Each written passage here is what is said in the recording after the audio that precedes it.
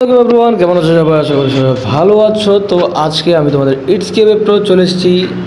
নতুন না, এটা গত একটা ভিডিও আমি পোস্ট করছিলাম যে আমি কক্সবাজার গেছিলাম, ওইটা ব্লগ আসার কথা ছিল। ওই ব্লগটা আমি আপলোড দিই নাই বা ব্লগটা বানাই নাই। আমি ওখানে কিছু ভেজাল হয়েছিল, সমস্যা হয়েছিল, যার কারণে আমি ব্লগটা আপলোডও দিই নাই আর বানাইও নাই।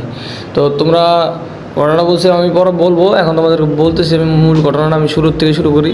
তো একদিন প্ল্যান, মানে সবাই প্ল্যান, মানে আমরা না, একজন প্ল্যান করলো, মানে আমাদেরকে জানালো আর কি, যে কক্সবাজার যাবে 10 তারিখে। ওদের একটা ইয়ে আছে, মানে ওদের একটা প্ল্যান আছে, ওরা যাবে কক্সবাজার 10 তারিখে। তো ওটা হচ্ছে তোমার জানুয়ারি 10 তারিখে। আজকে কয় তারিখ? 15 তারিখ সম্ভবত, না 16 তারিখ, কে জানে।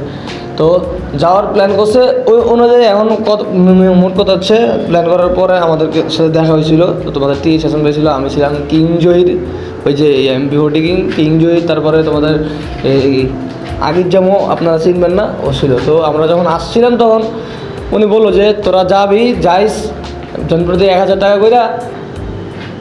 ওখানে যাওয়ার পর একটা লটারি আছে, এই লটারিতে ফার্স্ট প্রাইজ হচ্ছে মোবাইল। তো যাক, লটারির লোভ না, এমনি নর্মালি আমি চিন্তা করলাম যে আমরা কখনো কক্সবাজার যাই নাই, ঠিক আছে, ফার্স্ট টাইম যাওয়ার দরকার। মানে প্রত্যেকটা জায়গার মধ্যে, মানে সব জায়গায় ঘুরি নাই, মানে মোটামুটি প্রায় কয়েকটা জায়গায় ঘুরছি। তো ওই জায়গা থেকে কক্সবাজারের মাথা যখন চিন্তা আসলো, এর আগে একবার কক্সবাজার যাওয়ার প্ল্যান ছিল, ওটা আমি ক্যান্সেল করেছি। টাকা পয়সার সমস্যা ছিল, আর এমনি নর্মালি এমনিও আমার অবস্থা অনেক বেশি খারাপ। ওই কারণে চিন্তা করলাম না, যাওয়া দরকার নেই। তো আমি প্ল্যানটা ক্যান্সেল করেছিলাম। আমি তোমাদের টি শাসন ভাই আমার জন্য যেতে পারে নাই, আর এই সজীব কে সজীব মানে কে সজীব তো যাচ্ছিল না। তারপরে টি শাসন যাইতে পারেনি আমার জন্য, কারণ আমি প্ল্যানটা ক্যান্সেল করেছিলাম। তারপরে ওখানে মুখ কালাগালি হয়েছে, যার কারণে চিন্তা করলাম যে না, যাওয়ার দরকার। পরে তোমাদের টি হাসান আর আমি ফাইনাল করলাম যে আমি আর টি হাসান যাবো, আর অন্য কেউ চাইলে যাক, না চাইলে নাই। তারপরে কী করলাম, ওদেরকে যখন বললাম যে ঠিক আছে আমরা দুজন যাবো, পরে কে বলছে, এটা তোমাদের টি হাসান বই বলছে, ঠিক আছে, যে আমরা দুজন যাবো সিটাকিন। তো তখন মানে আমার কয়েকদিন পরে আমার মানে মাথার মধ্যে একটা জিনিস ভারী দিল, যে আমরা যে যাবো বলছি, ওরা তো আবার ভেসাইলে পাটি সিট রাখবে কিনা, আবার দাঁড়ায় যেতে হবে। তখন তোমাদের টি হাসান ভাই কী করলো, গেল, মানে আমি বলি নাই, ও নিজের থেকে গেছে। যাওয়ার পরে ও মানে বলছে যে সিট পাওয়া যাবে নি। পরে ওরা সাথে সাথে বলটি, মানে ওরা বলছে যে আগে বলছ না কেন, আগে জানাইস না কেন, এরকম কিছু বলতেছে। মানে ওদের সিট ফুল হয়ে গেছে। তো আগে তো ব্যবসায় লস ছিল, এখন লাভে আছে, তো এই জন্য মানে কি ভাব দেখাইতেছে। যাক, তারপর এই কথাটা তোমাদের টি হাসান ভাই আমরা জানাইনি, তো আমি জানতাম না, যার কারণে আমি পরের দিন রেডি হয়ে চলে আসছি ব্যাগ ট্যাগ নিয়ে। আসার পরে বাসের সামনে এসে দেখি ভাই, আচ্ছা, ওই কথাটা বলার পরে তোমাদের টি হাসান যখন বলছিল ঠিক আছে, যেহেতু আমি আগে বলি নাই, আমি এখন সমস্যা নেই, আমি যাবো না, যাওয়ার দরকার নেই, ওই নেক্সট টাইম কখনো ওই প্ল্যান করলে যাবো, সমস্যা নেই। ওই কথাটা বলার পরে বলছে, ও মামা বলছে যে সিট পাওয়া যাবে, তোরা সিটে বয়ে যাবি, তোরা কি দাঁড়ায় যাবে নাকি, তোর সিট দিমু। এখন ওই সিট দিমু কথাটা বলছে, যে কী সিট দিবে সেটা আমরা সঠিক বুঝতে পারিনি, বুঝছো। তো এখন যখন আমরা বাসের সামনে যাই, তখন দেখি সবাই সিট দখল করে বসে আছে। সিট দখল করে বসেছে, পরে দেখি যে ইঞ্জিন ছাড়া কোনো জায়গা নেই। এখন ইঞ্জিনের মধ্যে বসে ইঞ্জিনের মধ্যে বসার পর আবার দেখি বাবুর্চি আছে, পরে কমিটি মেম্বার্স আছে। তো ওদেরকে ম্যানেজমেন্ট এতটুকু খারাপ ছিল, এটাও পরে বলতেছি তোমাদেরকে। এই কমিটি মেম্বার্স আছে, তো ওখানে আমরা যাওয়ার পরে চিন্তা করলাম যে দেখ, সিট ফুল হয়ে গেছে, এখন বসার জায়গা নেই। আমরা জায়গা মানে টাকা তো দিয়ে দিয়েছি, তো টাকার কোনো ম্যাটার না, যেহেতু যেখানে ভাই সুন্দর মতো শান্তি মতো যেতে পারবো না, ওই জায়গায় যায় লাভটা কি। তখন আমি আর তোমাদের টি হাসান বলে যে চল বাইরে জায়গা।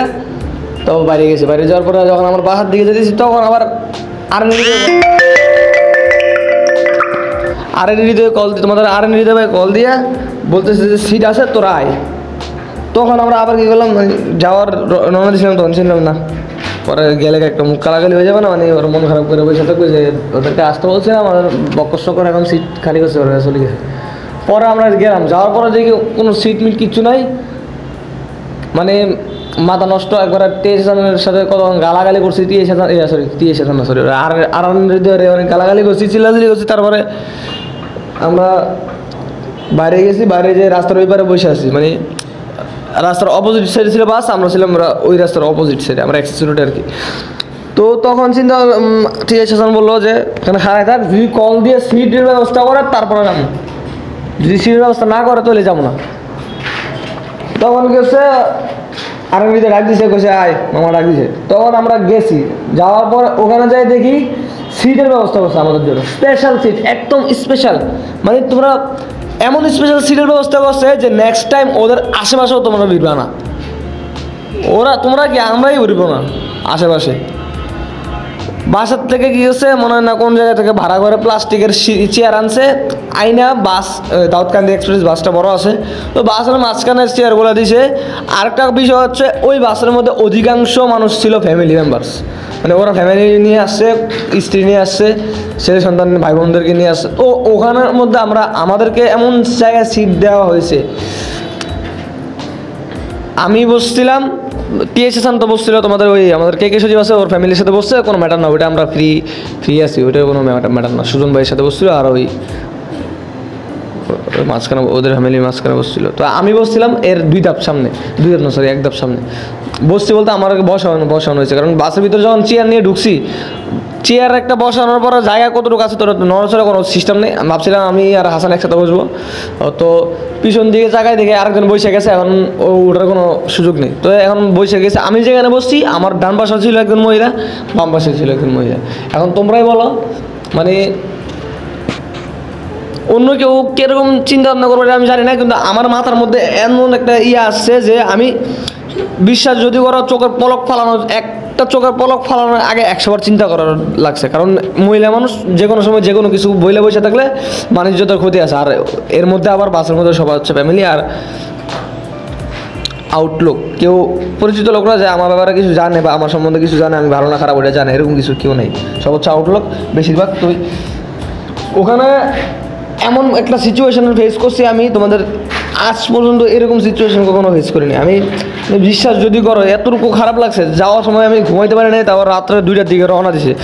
বাস ছাড়ার কথা ছিল প্রায় 1টার কাছাকাছি, মানে 1টার আগে ছাড়িয়ে দেবে বলছিল, কিন্তু বাস ছাড়ছে 1 ঘন্টা দাঁড়া করে রাখছে ওই জায়গায়। 2টার দিকে বাস ছাড়া হয়েছে, কমিটি মেম্বার রেডি হইতে সময় লাগছে। কমিটি মেম্বার্স, ওদের ম্যানেজমেন্ট, মানে গালি দিব না, মুখের তো গালি আসতেছে অনেক কিছু, কারণ আত্মীয় মানুষ তো, আত্মীয় বলতে কিরকম আত্মীয়, তোমাদের টিএস আছে আত্মীয় হিসেবে আমার আত্মীয়, এই জন্য আমি গালি দিতেছি না, নইলে আমার মুখে থেকে এমন গালি বাড়ি। তো মানে আমি যেতটুকু ভালো বলবো না, নিজের কখনো ভালো বলা যায় না, মানে আমি কতটুকু খারাপ এটা আমি নিজেই জানি ভালো। ওটাই গালি দেওয়ার সময় আমি এক চুলো ছাড় দিই, তারপরেও মুখের থেকে গালি বাড়িতেছে না, যেহেতু আত্মীয় আমার মুখ বাধা আছে। তারপরে যখন আমরা রওনা হইলাম, মানে বিশ্বাস যদি করবো, মানে কোনো ঘুমটুম তো দূরে থাক, মানে যাওয়ার পথে আমি একদম চিপা হয়ে গেছিলাম। মানে জায়গা আছে আমার ডাইন সাইডেও হালকা জায়গা আছে চেয়ারের মধ্যে, বাম সাইডেও হালকা জায়গা আছে চেয়ারের মধ্যে, কারণ এমনি বলেছিলাম হাত পাও একসাথে করে বলেছিলাম যাতে মানে কেউ কোনো কমপ্লেন না দিতে। এর মধ্যে আবার মহিলা একটা বসে রয়েছে যে এটা মহিলা তোমার সাইডে মহিলা আছে না, তুমি একটা ওইদিকে চাপো। এই কথাটা বলার পর আমার মেজাজ এতটুকু গরম হয়েছে যে এতটুকু সম্মান দেওয়ার পরে, মানে আমি চিপা হয়ে বসছি, তারপরে বলতেছে আরও এক সাইডে যাও, তখন আমার মেজাজ খারাপ হয়ে গেছে। কে করবে, কার মেজাজ খারাপ হবে না? আমি এতটুকু সম্মান, মানে এতটুকু সেফটি দেওয়ার পরও মানে বলতেছে, মানে ওদের দিকে আমি তাকাইও নাই, বলতেছে যে মহিলাদের সিট আর একটু ওইদিকে চাপো। ওদের আকলে কোন জায়গায় ঘাস খাইতে গেছিলো আমি এটাই চিন্তা করতেছি, যে 2টা মহিলার মাঝখানে বসাইছি আর 1000 টাকা দিছি, ঠিক আছে, জনপ্রতি 1000 টাকা। যারা সিটে বসছিল তারাও 1000 টাকা দিচ্ছে, আর যারা লেট করে আসছে, মানে আমাদের পরে বুকিং দিয়েছে, তারাও সিটে বসছে। অথচ তোমাদের টিএস আসান ভাই আর আমি সিটে বসতে পারিনি, বসানো সম্ভব হয় না ওদের পক্ষে। তারপরে আমরা যখন কক্সবাজার নামার পরে শুনতে পারি যে ওরা যে হাইস দিয়ে গেছিলো, যে ম্যানেজার যারা করছিল, ওদের দায়িত্বে যারা করছিল, ওরা নিজেরা হাইস দিয়ে গেছে। ওই হাইসের মধ্যে 3টা সিট খালি ছিল। এখন বলো তোমরা, মানে তোমাদের ম্যাচ কতটুকু গরম হবে? চাইলেও আমার বাদ দেখ, ওনার ভাগিনা হাসান কত নিয়ে যেতে পারতো, বা হৃদয়কে নিয়ে যেতে পারতো, ওইটাও করা নাই। তো এখন টাকা দেওয়ার পর টাকা পাই, টাকাটা ম্যাটার না, কিন্তু যাত্রার পথে, মানে আমি যে এক জায়গায় যাবো, একটা মানুষ রাত্রেবেলা জার্নি করে, দিনের বেলা হিসেবে আলাদা, রাত্রেবেলা জার্নি করলেও একটা ঘুম তো আসে ভাই। দিনের বেলা ম্যানেজ করে চলা যায়, ওইটা মানা যায়, কিন্তু রাতের ঘুম কখনো এড়িয়ে চলা যায় না। আর সারা রাত মোবাইল টিপলেও যে কথা আর জার্নি করা অনেক পার্থক্য আছে, ওইটা বাদ দিলাম। তো এখন মোবাইলটা আমি নিয়ে বসছি, যখন মানে দেখতেছি ঘুম যাতে না আসে, মোবাইল টিপতেছি আমি। আমার ফার্স্ট কাজ হচ্ছে আমি মেসেঞ্জারে ঢুকে দেখি আমার মেসেজ দিয়েছিল, ওটা পার্সোনালি একজন আছে, ও মেসেজ দিছে কিনা বা মেসেজ সিন করছে কিনা ওটা দেখি। তো ওই দেখতে দেখতে আমার সময় লাগে প্রায় এই 15-20 মিনিট। আমি ওই দিকে বসে থাকি, মেসেঞ্জারে বসে থাকি, মানে কি ওর মেসেজই না, জাস্ট আমি দেখি আমার মেসেজটা সিন করছে কিনা। তো ওইটুকু। তো তখন আমি এরপর আমি যাওয়ার পরে টুকটাক ভিডিও দেখি, যে ভিডিওটা আমার ভালো লাগে ওই ভিডিওটার এডিটিং দেখি, এডিটিং কীরকম করেছে ওইটা যদি আমি চেষ্টা করি একটু এডিট করার, ওই ভিডিও বানাই।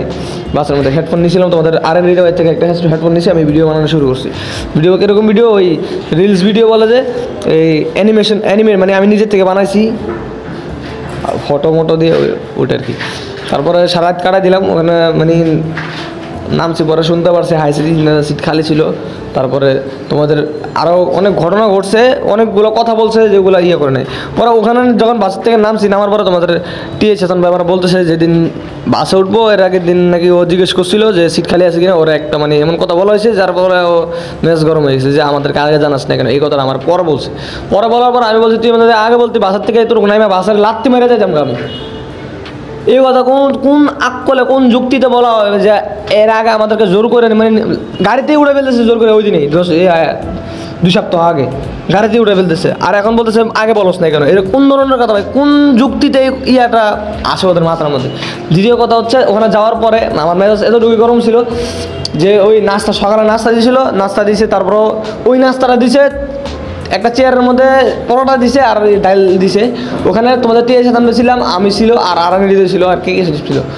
কে সজীবের ফ্যামিলি ছিল, মানে ওর আম্মু ছিল, আন্টি ছিল, আন্টি আশেপাশে 3-4 জন মহিলা ছিল। ওই মহিলাদের মাঝখানে নাস্তাটা দেওয়া হয়েছে, বলছে এখান থেকে খাইতে, মানে ওদেরকে দেওয়া হয়েছে নাস্তাটা, বলতেছে আমাদেরকে খাইতে এখান থেকে, পরোটা আর বাড়াই দিছে। তো ওদের আকল কতটুকু শর্ট, আমরা 4 জন আছি, কে সজীব, আমি আর.এন. রিডার, টিএস হাসান, আমরা 4 জন আলাদা খাইতাম। 4 জন তো ভাই একটা গ্রুপ হয়ে গেছে, তো ওই এক গ্রুপ আলাদা দিত। ওরা মহিলাদের মাঝখানে দিছে, দেওয়ার পর আচ্ছা দিছে ভালো কথা, আমাদের ফ্যামিলি মেম্বার সজীবের আম্মু তো আন্টি, মানে আমাদের ফ্যামিলির মতোই। তো যখন খাইতেছি, খাওয়ার পরে আবার আরেকজন আসছে কমিটি মেম্বার, ও আসে বলতেছে তোমরা মহিলাদের সাথে কেন খাইতেছো। এই কথাটা শোনার পরে মানে আমি বলছি যে ফোন মুখে এক কথা বলেন কেন, একজনে এক কথা বলবেন আর চিন্তা ভাবনা করে কথা বলবেন। একজনে আয়সা বলতেছেন ওদের সাথে খাইতে, আরেকজন আয়সা বলতেছেন মহিলাদের সাথে কেন খা, মেজাজটা গরম করে ফেলে। ওইটা ডাইরেক্ট সরাসরি মুখের উপর বলে দিচ্ছি। বলে দেওয়ার পরে ওরা মাইন্ড করার দরকার ছিল, মাইন্ডটা যেহেতু করে নাই, যাক ওদের লজ্জা শরম নাই, কী করবে, ম্যানেজমেন্ট ঠিক নাই ওদের, ওরা জানে, তারপর ওরা কী বলবে মুখের উপরে, আর কিছু বলার ছিল না ওদের। তো আমি মানে ভিডিও বানাবো তো দূরের কথা ভাই, তোমরা তো শুনছোই কাহিনি, ওই চোখের পলক পর্যন্ত ভালো লাগবে না, আর কিসের ব্লগ বানাবো। তারপরে সাগরের নামার পরে, সমুদ্রের নামার পরে কয়েকটা ফটো তুললাম। কীরকম ফটো, ফেস দেখে ফটো, আমি এখন ফেস দেখে ফটো কম তুলি, ওই জাস্ট ওই সূর্য ডুবে যাচ্ছে এরকম পিছন থেকে, মানে ব্ল্যাক ছবি তুলি। তো ওখান থেকে আবার কী করলাম, সমুদ্রে নামার পরে আমাদের ছিল সুজন ভাই ছিল, মানে কে সজীবের বড় ভাই। তো উনি কী করছে, ভিডিও শুরু করছে, যখন ক্যামেরা চালু করছে তো আমি ওনার ক্যামেরার সামনে একটু ইন্ট্রো দিলাম। তারপরে টুকটাক ইন্ট্রো, এটা তোমাকে দেখাইতেছে, আমি একটু দাঁড়াও, মানে শুধু মাথা গরম করতে হবে না, একটু এনজয় করতে হবে, ঠিক আছে। তো ওইটার পরে আসার সময় সেম অবস্থা, আসার সময় অনেক প্রায় 1 ঘন্টা 20 মিনিট কি 25 মিনিট দাঁড়া করে রাখছে ওরা, মানে আমাদেরকে রাখা হাইস দিয়া। কমিটি মেম্বার্সরা গেছে কোন জায়গায়, কোন একটা পাহাড় আছে কক্সবাজারের এখান থেকে যায় পাহাড়, এটা ওই পাহাড় থেকে সমুদ্রটা অনেক সুন্দর লাগে নাকি, ওই পাহাড়ে গেছে ঘুরবার জন্য। মানে ওদের আকল কতটুকু হয়েছে, 5টার দিকে গাড়ি ছাড়ার কথা ছিল, ওরা 7টা কততে নাকি কতটা জানে, 7টা না 7:30টার দিকে গাড়ি ছাড়ছে রাত্রেবেলা। তো এবার চিন্তা করো যে এখানে কমিটি একজন রাইখা যাওয়ার উচিত ছিল, নাহলে কারোর দায়িত্ব দেওয়া উচিত ছিল যে বাস ছাড়বে, বাসে ওই দায়িত্ব বাস ছাড়িয়ে দেবে। এখান থেকে আবার যাক বাসে উঠছি, উঠার পরে ওই সেম সিট দিয়েছে, সেম সিট দেওয়ার পর আমি বসছি, বসার পরে তোমাদের টিএ সাধান ভাইকে ওই মানে ওর মামা ডাক দিয়েছে নিচে নামার জন্য, আর.এন. ডাক দিয়েছে। যখন ডাক দিয়েছে তখন ওর টিএ সাধান বলতেছে মানে আমাকে নিয়ে যাবে, তোমাদের ইটসকেপে নিয়ে যাবে। তখন আমরা ডাক দিয়েছি, আমি নিচে নামলাম। নামার পরে আমরা হাইসের জন্য রওনা আছি, বাস এখান থেকে ছাড়িয়ে দেওয়ার পরে আমরা হাইসের সামনে যখন যাই তখন আমাদেরকে জানানো হয় যে হাইসের বাসের মধ্যে একজন লোক ওঠার কথা ছিল, ওই লোকটা বাসে উঠতে পারে নাই, এখন হাইসের মধ্যে যাবে। তো এখন তোমাদের টিএ সাথে বলতেছে যে তুই জাগা, তোদের মধ্যে একজন যা, এই বাসে উঠে যা। বাস কিন্তু রওনা হয়ে গেছে, ঠিক আছে। তখন তোমাদের টিএ সাধান ভাই গেছে, আচ্ছা ঠিক আছে আমি যেতেছি। তখন আর তোমাদের টিএ সাধান ভাইকে একলা যাবে নাকি, আমিও যাবো। তো এখন চিন্তা করলাম যে হাসান একলা যাবে কেমন। তারপর আমি আমিও বাইরে এলাম, নামার পরে আমিও যাইতেছি। এখন আমাদেরকে কল দিয়ে বলতেছে কলাতলি মোড় বাস আছে। তো ওখান থেকে আমরা হাইটে মানে দৌড়ে গেছি বাসের সামনে, কলাতলি মোড়। ওখান থেকে আবার কলাতলি মোড়ে যাই কল দিয়েছি, বাস পাইতেছি না, বলতেছে ডলফিন মোড়ে চলে গেছে। এখান থেকে ডলফিন মোড় কতটুকু দূরে ভাই বিশ্বাস যদি করো, মানে এতটুকু পেন লাগছে। অটোতে উঠছি, অটো বাস নাকি জামের মধ্যে আছে, তো বাস খুঁজে নিতে হবে আমাদেরকে। কলাতলি মোড় থেকে ডলফিন মোড়ে গেছি, ডলফিন মোড় থেকে আবার বলতেছে ফ্লাইওভার ক্রস করে আরও সামনে চলে গেছে। তো এখন চিন্তা করো কার মাথা মেজাজ না খারাপ হবে। তখন মানে অটোওয়ালাও বলতেছে ভাই আমার অটোতে চার্জ শেষ, এখন আমি কী করবো, আমি সামনে যেতে পারবো না। পরে ওরে মানে কত ভাড়া যেত করছিল মনে হয়, কত 100 না 100 কত ভাড়া দিছে। তো ভাড়াটা দেওয়ার মানে ওখানে নিচে নেওয়ার পর বাসের সামনে যাই দেখতেছি। এখন আরেকটা কথা হচ্ছে, যারা বাসের মধ্যে ছিল তারা মনে করবে যে আমরা নাটক করছি, নাটক করে নেমে গেছি আর আমার জন্য বাসটা লেট হয়েছে, আমাদের জন্য বাস লেট হয়েছে, এরকম মনে করতে পারে। এখন তোমরা বলো কার মানে কতটুকু মেজাজ খারাপ হইতে পারে। তখন বাসে উঠছি, আবার সেম সিট, মানে কোনো সিট নাই, জাস্ট ওই সিটে যে সিটে আমি এর আগে বসছিলাম একটু এক ধাপ সামনে, ওই সিটও সেম, ডান পাশেও মহিলা বাম পাশেও মহিলা। এখন বলো কী করা উচিত? যাওয়ার সময় তো কন্ট্রোল করছি, কন্ট্রোল করার পরও কথা শুনছি। আসার সময় আরেকটা জিনিস হচ্ছে ঘটনা, যে আমি যখন ভাই এক রাত্রে তো ঘুমাইতে পারি না, আরেক রাত আসছে। এখন এই রাতে যদি ঘুমাইতে না পারি, মানে তারপর আমি চেষ্টা করছি না ঘুমানোর জন্য। আমি সোজা মানে আমার মাথা একদম নিচের দিকে যায়, আবার সোজা হয়ে যায়, আর নিচের দিকে যায় আবার সোজা হয়ে যায়, এরকম মানে ঘুম ভাব। এইখান দিকে আবার আমি যখন মানে একদম শেষ রাতের দিকে, শেষ রাত বলবো না, শেষ রাত কেন, এটা শেষ রাত না, প্রায় 11:30 কি 11টার সময়, তখন আমার মাথাটা একটু মানে হেলান দিয়েছিলাম। এখন কি মহিলার গায়ে হেলান দিয়েছিলাম নাকি আমি সিটের মধ্যে হেলান দিয়েছিলাম সম্ভবত বলতে পারি না। মানে আমি এতটুকু যখন মানে হেলানটা দিয়েছি, এর 2 মিনিট কি 1 মিনিট পরে আমি মাথা মানে হঠাৎ করে ঘুম ভাঙছে, একটা আসার কাছে বাস, ওইখানে ঘুম ভাঙছে। পরে আমি মানে আমার থেকে এতটুকু মানে আনকমফোর্টেবল লাগছিল যে আমি একজন মেয়ের গায়ে হেলান দিয়েছি নাকি সিটের গায়ে হেলান দিয়েছি, মানে কীরকম লাগতেছে আমার থেকে। তখন আমি বিশ্বাস যদি করবো এতটুকু শরম পাইছি যে মানে মহিলা তো কিছু বলবে না, এটা আমি জানি, কারণ মহিলার একটা বিবেক আছে যে ওরে কেমনে কী বলি। আমার থেকে কতটুকু শরম লাগছে তোমরা এবার চিন্তা করো ভাই। আমি আজ পর্যন্ত কোনো মেয়ের গায়ে ওই রকম কোনো মাইন্ডে টাচও করি নাই, বা নর্মাল মাইন্ডেও তো টাচ তেমন করি নাই। ওই জায়গায় আমি একটা মেয়ের গায়ে হেলান দিছি, আমার মেজাজ কতটুকু গরম হতে পারে তুমি চিন্তা করো, তোমরা চিন্তা করো একবার। কিছু করার ছিল ভাই, আমি মানে যতটুকু সম্ভব কন্ট্রোল করার চেষ্টা করছি, মানে আমি মানে ঘুমের কন্ট্রোল করার চেষ্টা করছি। ওই জায়গায় আমি মানে হেলানটা দিয়েছি, আমি সঠিক বলতে পারি না, সিটের মধ্যে দিয়েছি না মেয়েটার গায়ে দিয়েছি। এখন যদি মেয়েটা ভিডিওটা দেখে, যদি তোমার গায়ে হেলান দিয়ে থাকে, তোমার কিছু মনে করিও না, পরিস্থিতি ওইরকম ছিল, জাস্ট এতটুকুই। এমনি নর্মালি কিন্তু আমি ওইরকম ছেলে না যে আমি খারাপ মাইন্ডে কোনো কিছু করবো, তুমি কিছু মনে করিও না যদি তুমি ভিডিওটা দেখে থাকো। আর কমেন্টে অবশ্যই বলবা যে কিছু যদি দেখে থাকো, আমার বলবা যে আমি মাইন্ড করি না, এরকম কিছু যদি বলো তাহলে আমার একটা মানে শান্তি লাগবে যে না কিছু মাইন্ড করে নাই, আমার তো একটু মানে নিজের মনটারে বুঝ দিতে পারবো। গেলাম, আসার সময় যাওয়ার সময় আরেকটা ঘটনা আছে। যাওয়ার সময় ওই কমিটি মেম্বার যারা সামনে উঠছিল, ভগর করতে করতে মানে এমনি কুয়াশা ছিল, রাস্তা কিছু দেখা যাইতেছিল না। ড্রাইভার কী করছে, পটিয়ার মোড় থেকে আর একটু সামনে যে একটা আছে গোল চত্বর আছে, ওই গোল চত্বরটা কী করছে ঘোরানোর সময় একদম ডাইরেক্ট ইউটার্ন নিয়ে ফেলছে বলে, ওইটা বগর করতেছে। ড্রাইভারের মেজাজ গেছে খারাপ হয়ে যায়। তো আর কী করবে বলো?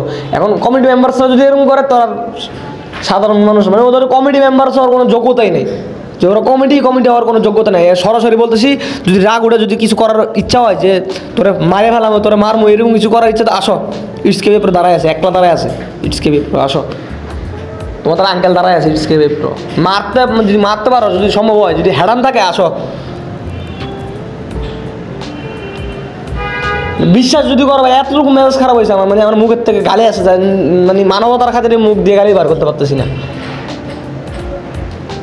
আরেকটা কথা তোমাদেরকে বলে রাখি, যদি নেক্সট টাইম তোমরা কাউকে দাওয়াত দিতে চাও, যেরকমভাবে দাওয়াত দেওয়া বা যেরকমভাবে তোমরা ইনভাইট করবা, একদম সম্মানের সহিত ইনভাইট করবা। যদি সম্মানটা দিতে না পারো, তাহলে কোনো দাওয়াত করার দরকার নাই, কাউরে দাওয়াত দিবে না, আর কাউরে কোনো জায়গায় নেওয়ার চিন্তাও করবে না, চেষ্টাও করবে না। কাদেরকে বলতেছি? তোমাদেরকে না, ওই কমিটি মেম্বারদেরকে বলতেছি, আপনাদেরকে বলতেছি। কাউরে দাওয়াত দেওয়ার আগে চিন্তা করবেন যে ওরা ওই পরিমাণ সম্মানটা দিতে পারবো কিনা। যদি সম্মানটা দিতে না পারি, তাহলে দাওয়াত দেওয়ার কোনো প্রয়োজন নেই। আমারও বিবেক ছট পড়ে গেছিলো যে আমি ওদের সাথে গিয়েছিলাম। কক্সবাজার যে কোনো মজা না ওটা আমি জানি, যে শুধু বালি পার্থক্য এটাই যে কক্সবাজার জেলে এই সমুদ্রের পানি সি বিচের সমুদ্রের পানি হচ্ছে বাদামি কালার, মানে একটু মাইটটা মাটি বেশি, আর এই কক্সবাজারটা একটু পিওর, মানে অতিরিক্ত পিওর না, মানে মোটামুটি একটু পরিষ্কার আছে, ওখানে গোসল করার ইয়ে আছে।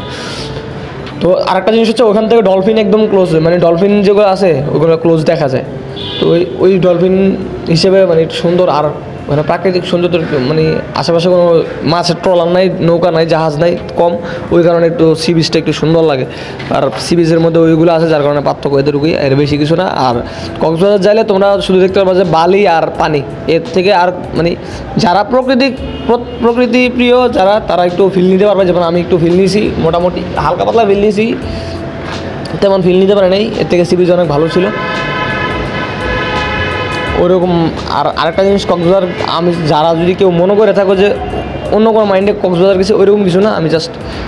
আমি তোমাদের টিএস হাসান ভাই চিন্তা করছিলাম কক্সবাজার যাবো, একটা ব্লগ বানাবো, যেহেতু কক্সবাজার কক্সবাজার কখনো যাওয়া হয় নাই ওই জন্য। আর ভিডিও অনেক লং হয়েছে, ভিডিও দেখার জন্য, এতটুকু দেখার জন্য অনেক ধন্যবাদ। ভিডিও যেহেতু তোমরা পুরোটা দেখছো, তোমাদের ধৈর্য অনেক, বা শুনছো, কথাগুলো মাথায় রেখো, কথাগুলো অনেক গুরুত্বপূর্ণ ছিল। এই জিনিসগুলো তোমরা মাথায় রাখবা, কেউ যদি তোমাদেরকে ইনভাইট দেয় ওই জিনিসটা আগে দেখবা যে কতটুকু ওদের ম্যানেজমেন্ট কতটুকু ঠিক আছে। আর আপনাদেরকে অনেক খারাপ বলতে ফেলছি, আমি কখনো এরকম বলার পর আবার যদি অতিরিক্ত কষ্ট হয়ে থাকেন তাহলে মন থেকে মাফ করে দিন। আর আমি যেগুলো বলছি এগুলো থেকে একটু শিক্ষা দেওয়ার আমি কি জ্ঞান সব জায়গায় পাওয়া যায়, ওটা আপনারা নিয়ে নেবেন। আমি শিক্ষা দেওয়ার কেউ না, আমি জাস্ট আপনারা বলে দিয়েছি, আমি কারো শিক্ষক না, আমি জাস্ট আপনারা বলছি আমার সাথে ঘটনা করছে, অন্য কারোর সাথে যদি এরকম কিছু না হয় আপনারা এটা খেয়াল রাখবেন। যেহেতু ঘরের মানুষ এই জন্য কিছু বললাম না, বাইরের মানুষ হইলে তো আপনাদেরকে পিটাই মেরে ফেলাইতো, একটা বাস্তব কথা, যেটা এতটুকু মেজাজ খারাপ হয়েছে, পিটাই মেরে ফেলাইতো বাইরের মানুষ হইলে। ঠিক আছে, আল্লাহ হাফেজ। ভিডিওটা এতটুকু দেখছো, মনে চাইলে লাইক দেওয়ার কোনো দরকার নাই, লাইক দিলে দিতে পারো, ওটা তোমাদের ব্যাপার, কিন্তু আমি লাইকের জন্য ভিডিওটা বানাই নাই, জাস্ট ঘটনাগুলো তোমাদের সামনে উপস্থাপন করছি। আর ভিডিওটা বেশি করে শেয়ার করে দিবা, লাইক দেওয়ার কোনো দরকার নেই, খালি বেশি করে শেয়ার করে দিবা যাতে সবাই দেখে ভিডিওটা, এতটুকুই। আর ভালো লাগলে অবশ্যই পেজ না আইডি ফলো করে রাখবা, আর ইউটিউব থেকে দেখে থাকলে অবশ্যই সাবস্ক্রাইব করে রাখবা, এতটুকুই। গেমিং ভিডিও দিয়ে আমি আজকে মেজাজ খারাপ হয়েছে, ওই কারণে এই ভিডিও দিলাম। তো তোমরা আমার গেমিং ভিডিওগুলো দেখবা আর এনজয় করবা, যদি ভালো লাগে এনজয় করবা, আর নাহলে শিখার কিছু থাকলে শিখবা, শিখার কিছু নাই, আমার গেম প্লে তেমন ভালো না, তারপর এতটুকুই। আল্লাহ হাফেজ।